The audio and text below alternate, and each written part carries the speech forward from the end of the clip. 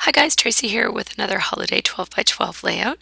I'm just having a look through the paper that I have left in the kit. This is the fourth layout that I've made with this kit, and there's still plenty of papers and cardstock left, and lots of embellishments and stickers. So I've got lots to work with. I'm using this photo, which did appear in my stocking stuffer project, so it is in my pocketed scrapbook for 2013, but it was still one of my favorite photos of the season, so I wanted to do a 12 by 12 layout as well. I put my 12 by 12 layouts in a different album, so I will often re-scrap photos in 12 by 12 that have already showed up in my pocketed scrapbook. So now I'm just going to take this piece of doily gold vellum doily paper, and it is from the flea market collection from Crepe Paper, and I'm just using my fine scissors to cut around it. And you'll notice that I am moving the doily. I'm moving my hand as well. I usually keep my hand still, but I think I've just done this kind of cutting so much that I'm able to use both. But typically speaking, if you want to do some fussy cutting, it's a good idea to keep your scissors still and have the paper move around. And so you're just kind of opening and closing the scissors as you go, and you're moving the paper. I thought for a second there about using a strip of that gold paper, but it wasn't going to give, or that gold diagonal striped paper, but it wasn't going to give me the look I was looking for, so I ditched that idea pretty early on. I'm going to want to cut a piece of this floral blue paper. This is from the Echo Park Reflections of Christmas, or Christmas Reflections. I don't know what it's called, but that collection from Crepe Paper. No, it's from Echo Park. Sorry, from Echo Park. And that large red dotted paper is from Teresa Collins from the, I think it's called Santa's List. Yep. And now this plaid paper that I'm cutting right now, I'm just going to cut a strip and then I'm going to make it into a banner. I'm going to just add some fishtails. That is from the Echo Park Reflections of Christmas collection as well. And I just fold the banner in half at the end and cut the fishtails that way. That's what I'm doing lately. I have a couple of different ways that I do it. So now I've decided to use this paper this way. I had it upside down at first, and now I decided to put it this way, basically because I want some of the photo and papers to be kind of dangling down behind. I kind of think of that newsprint section as being like a mat for the layout, and I want some of the elements to kind of extend down into the craft section of that. So I'm going to orient it that way to help with that. And here I start to put my papers together, and I wasn't going to do any outlining, and then I decided I really would like to do some, so I'm going to get out a piece of scrap paper. I ran out of ingredient lists, so I didn't have one of those to write on at this point. I had to go back and add my ingredients later. I printed up some more copies of it. Pardon me. And so I'm just carefully outlining these because they're already attached to the paper below, and I don't want to kind of go off the track and mark the paper below it. And so I'm just going to go ahead and outline all of those. Where I can, I pull up the paper so that I can have a more natural looking line instead of a line that starts and stops. And so I did a fairly light outline, like I didn't press very hard with my pen so that it wouldn't be as bold as it sometimes is when I do outlining. So I just kind of attached all those papers together, and now I'm just going to attach them to the doily.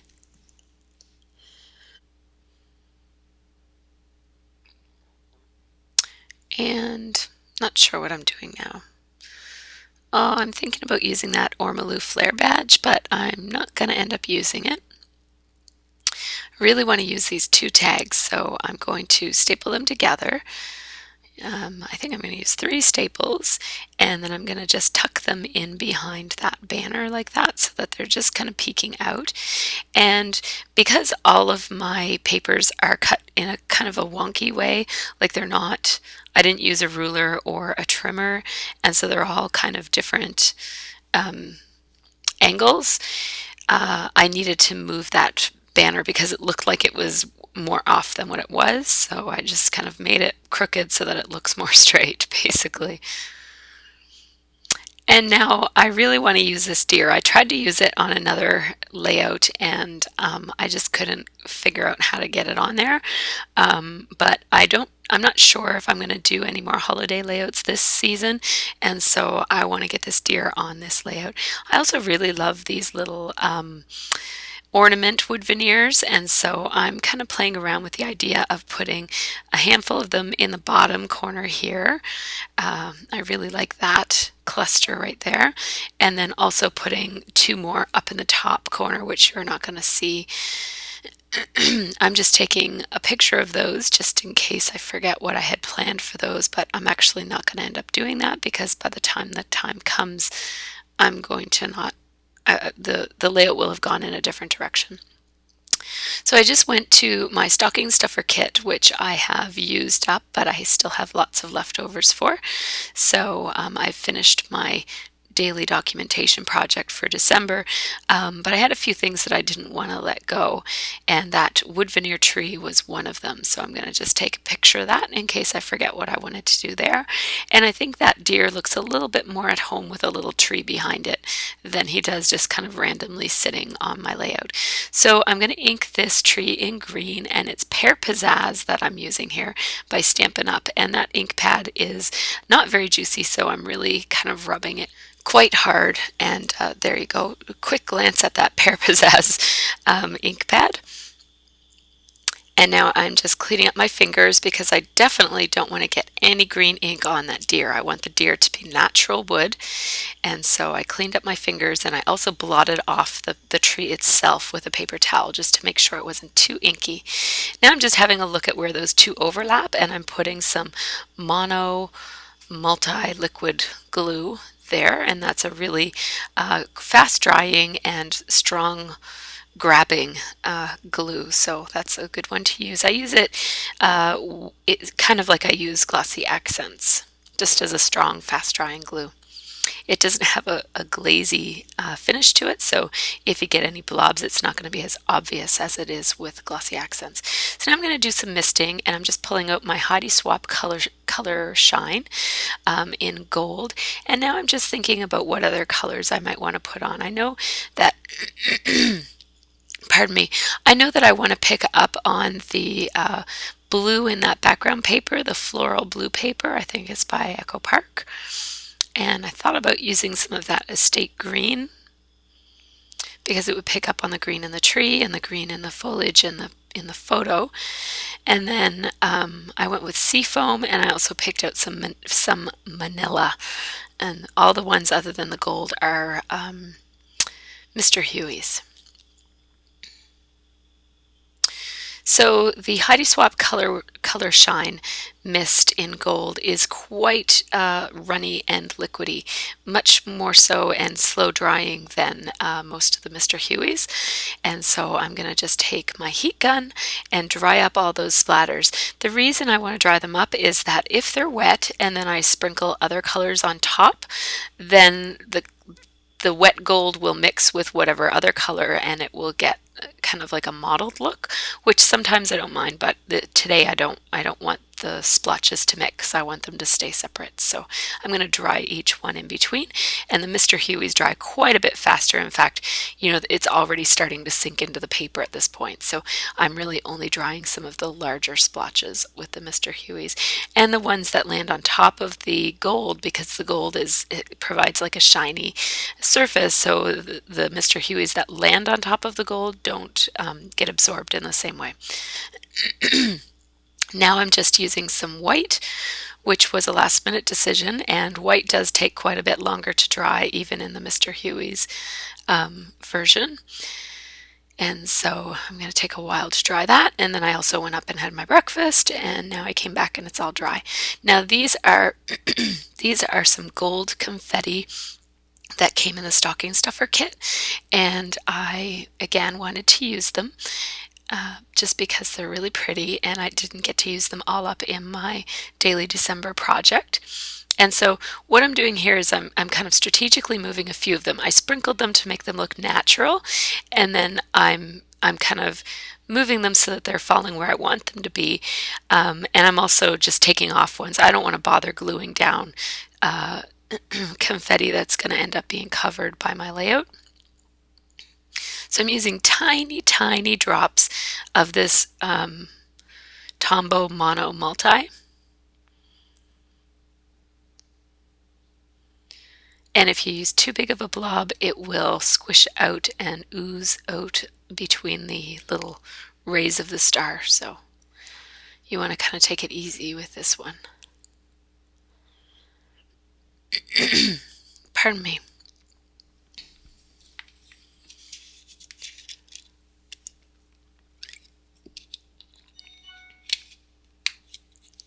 So sorry I'm a little bit off screen here, but you get the sense of what I was doing there. So I'm actually really, really liking how that turned out with the splatter and then the star confetti on top of it. Just had to cut the edges off of one of those stars because it was hanging over the edge. I really love things hanging over the edge because it gives it more of a natural look, like it just landed there. I'm just gluing this cluster in place on the background. And then I'm just taking some Stampin' Up! Dimensional adhesive, and I'm putting it under some of the corners of my papers just to give them a little bit of lift and to create a bit of a shadow underneath of them. It just adds a tiny bit of dimension. And then there's my deer and tree cluster, and I'm just going to put some dimensional adhesive on the areas that overhang the tree so that it will sit flat. And then I'm just positioning it so that a tiny, tiny bit of that blue paper will poke out. I don't want that blue paper to disappear. I want it to be clear that that blue paper is kind of like the background of all of this. Now here I'm going to accidentally staple that Mary right over one of the more interesting parts of the photo. There are little holly berries on the tree, on the foliage on our railway, and yeah, that Mary covers it up. So here I am thinking about, am I going to try to take out those staples? Am I going to ditch the Mary altogether and just tear it off, or am I going to carefully pry apart the staples? And so I'm going to do some other stuff while I think about that decision. So I'm going to see how this original idea looks now that see what it looks like now that I've kind of changed my direction of this layout. And yeah, I don't like it because it takes away from, like as it looks now, it's kind of like the center embellishment, the center cluster of papers and photos and stuff, and then just the splatter out from it, and I didn't want to take anything away from that, so I've decided not to. Here I'm using my We Are Memory Keepers brad tool, and I just loosened the ends of those staples, and I very, very carefully pried out those two staples. They're just tiny attacher staples, and I'm just moving that Mary up a little bit. This is going to make for a much better title as well. So at this point I'm not sure what my title is going to be or where it's going to be, but it turns out that I'm going to incorporate that word Mary into my title. So having it up at the top really helps later on. So here I'm thinking about putting the title right here, and I'm thinking about using tiny letters for the title, and I'm thinking about layering them right over top of that 20, which I've tucked in there. So I've tucked in the 20, and then I tucked in a little vellum flag that has a number on it that you can't see, and now I'm tucking in this little vellum tab thing for the edge of a piece of paper. And I'm thinking about putting some tiny little letters on there. But first, before I do that, I'm just going to figure out how these are all going to come together. So I'm using some adhesive and sticking all the pieces together. And now, so that's what it looks like. And now I'm just going to tuck it into the place that I want it to be. And now I'm thinking I'd rather put some type of a design element rather than a title there. So I thought about that little doily, which was too big. And I thought about there are a couple of stars and snowflakes. And then I decided I'd really like to put some of these little word stickers that I didn't get a chance to use on any of the other layouts. So I picked out joyeux and peace, just as kind of random Christmassy words that I'm going to put on this layout. And this layout is really coming together. I love the joyeux and peace, and that was a cluster that I wasn't planning on putting on there. I was going to have the deer and the tree be the only embellishments on this one, because again, I didn't want it to be too busy, but I really love that little extra bit of embellishment there on the side. And so now I needed to figure out a place to put my title. So I thought, well, maybe I'll make my title be Merry. And then the top of the B, and I couldn't get the, I just found that the letters for B were getting lost in the background of that red circular dot paper. And so then I decided I'm going to add the word always so that the title will be Always Be Merry, and that will kind of make it clear that it's a title. It kind of seemed like too random before that. So I thought adding the word always would just kind of tighten it up a bit and give you something above the B so that the letters B and E weren't just kind of floating there above the word Merry. So I'm just spelling out always, and I decided to use the darkest of the tiny letters from Fancy Pants for this, just so that, again, I want to kind of anchor it and make it kind of, I'm almost finishing off this title by adding the word always, and so I wanted to make sure that it didn't disappear. So I chose the most bold font. And now I'm just positioning these letters so that they're as high on this little flag or tag or whatever it is as I can. And this is from the pink paisley die cut pieces that came in the kit. This whole layout is using the Home for the Holidays kit from Scraptastic. And I put that Y a little bit too high, didn't let the bottom dangle, so I'm just going to fix that. There we go, that's a little bit better. And now I'm just going to tuck this little flag right kind of under and behind the word B. And then I don't want it to completely overlap that corner there. I want some of the red paper to stick out. So I'm putting it down a little bit, which makes the red letters cover up the brown letters, which I don't want. So now I'm going to take out those brown letters and layer them over top of the brown. So this title really kind of evolved over time. I didn't quite know exactly what I was doing until it was done, and then I did like it when it was done. So that's all that really matters, right? So the way I have it layered there, the always isn't covering up either of the corners of either the blue floral paper underneath or the red polka dot paper.